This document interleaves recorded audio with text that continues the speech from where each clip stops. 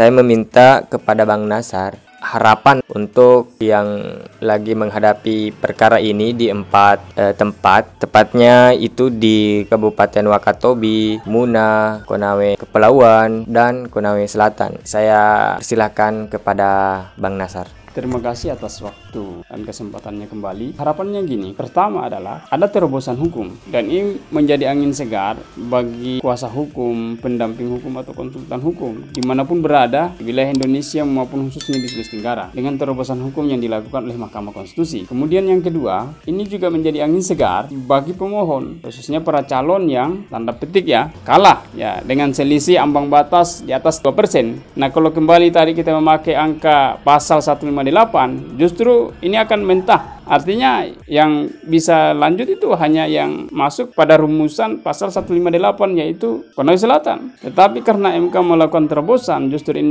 sekali lagi menjadi angin segar. Poinnya ada di situ, harapannya ada di situ. Nah, harapan inilah yang kemudian disambut oleh, kalau menurut saya ya, melihat apa yang baik itu sosialisasi oleh Mahkamah Konstitusi maupun misalkan kita lihat di laman-laman MK atau di pemberitaan, ini menjadi sebuah artinya MK itu coba keluar bukan hanya keadilan formil tetapi substantif gitu. Jadi ini sangat menarik. Dan terakhir itu adalah dengan lahirnya PMK. Ya, ini kita belum jauh sebenarnya membahas, tapi waktu dan kesempatan ya mungkin bisa kita kupas kembali di waktu-waktu atau sisi berikutnya. Tapi poinnya adalah lahirnya PMK dengan mengacu tetap pada pasal 158. Tentu bagaimana para pemohon bisa membuktikan selisih, bisa membuktikan kalau memang membuktikan perbedaan besaran suara, bisa dibuktikan kecurangan-kecurangan dan lain sebagainya di saat pilkada kemarin. Ya, ini bisa saja 3 kabupaten yang lain itu bisa juga lanjut seperti Konawe Selatan. Kemudian yang terakhir sekali lagi khusus di wilayah Sulawesi Tenggara bahwa ini juga harapan. Artinya gini, ya harus semua baik pemohon dan pihak terkait ya harus mempersiapkan.